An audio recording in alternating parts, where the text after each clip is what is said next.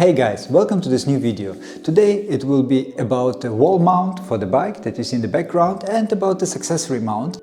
Let me give you some background why I'm doing this video. So, in my previous videos you might have seen how my room looked like from some glances here and there, and it was not satisfactory. This was let's say legacy solution, how you would say it in project management jargon. The things, they were just there over time and I was using this what was given. And with YouTube now becoming somewhat of a little bit of a thing for me, I thought I need some fresh remake to have a cool space for me to cut and make these videos, which is also inspiring and kind of cool as well, and maybe looks better in the videos than the previous one.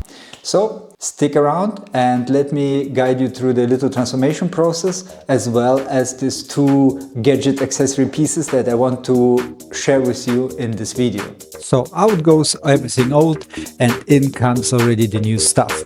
Here you see me and Julia's dad cracking on with the IKEA furniture, which unfortunately is the only thing we can afford at this point of time.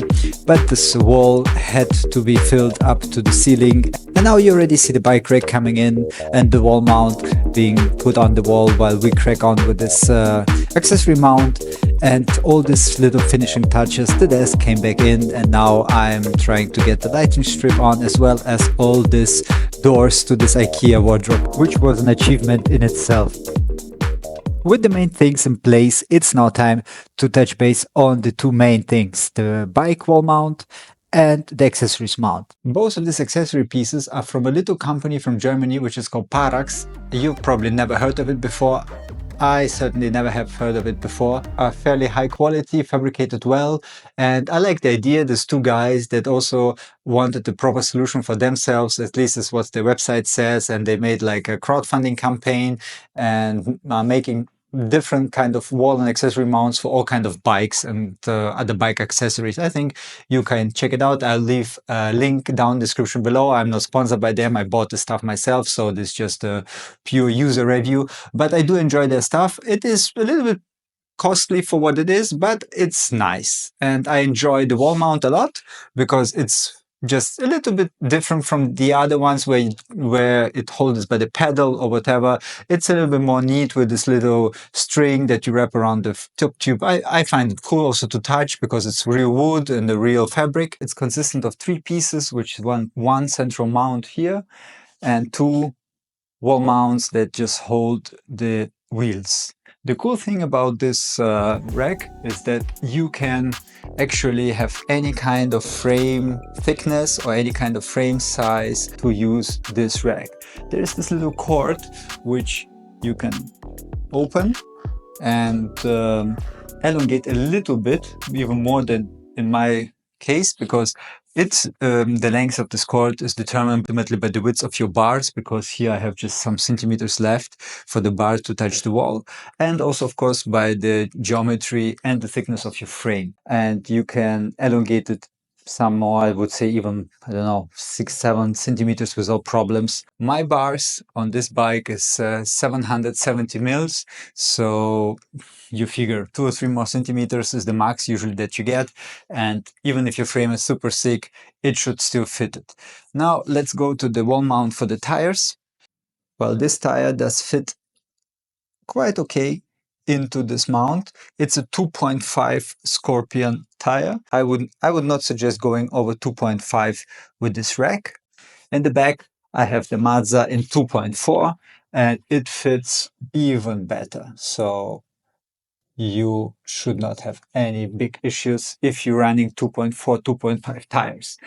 You have to keep in mind that you can only put the pedals into this 12 and 6 o'clock position, otherwise you would not be able to clear the wall.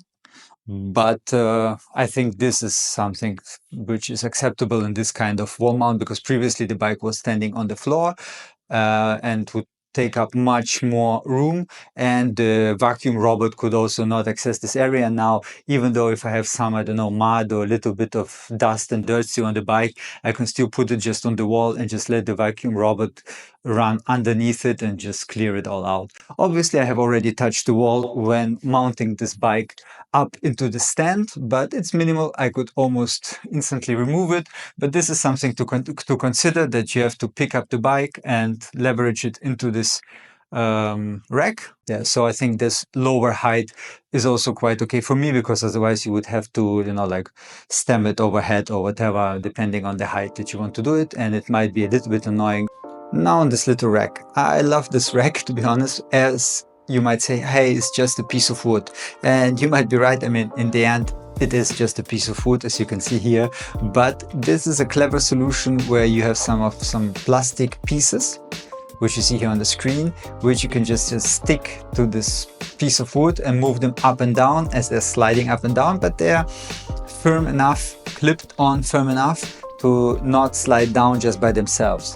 And even this modular, but let's say full integrated helmet does weigh something, but it's held up by this little piece of plastic, and it does well. It doesn't slide down. It sits nicely in there. And for the glasses and goggles, I mean, this is my interpretation of this rack. I put the glasses in here, which is also the recommendation by the manufacturer.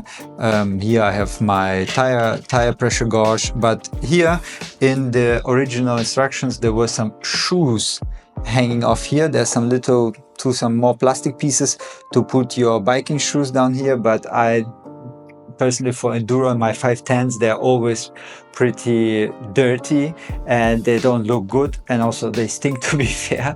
So I prefer to put my goggles on here, which I think makes it look even cooler than if you would have shoes, and also the shoes would be touching the wall, in my opinion.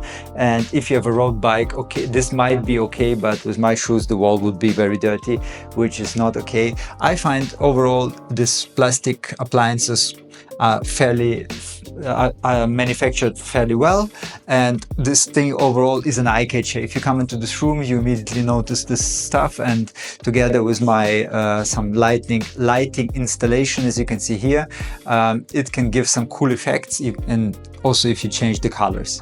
So I'm very happy with both of these products. Mounting them was not very difficult. There was a template for the bike rack, and here on this little accessory rack there was only 2 screws to be made, and it snaps into place more or less, so that's not a big issue as well.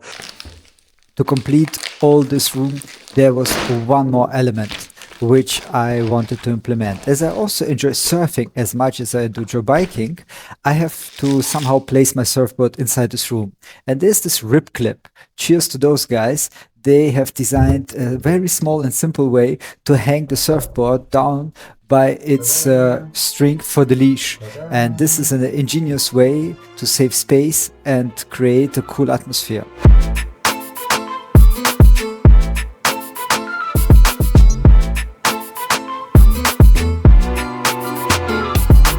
I hope you like my new setup. I know it's not completely where it could be or where it should be. I'm just getting started with all these YouTube things, and obviously some pieces of equipment will follow and maybe some other design elements.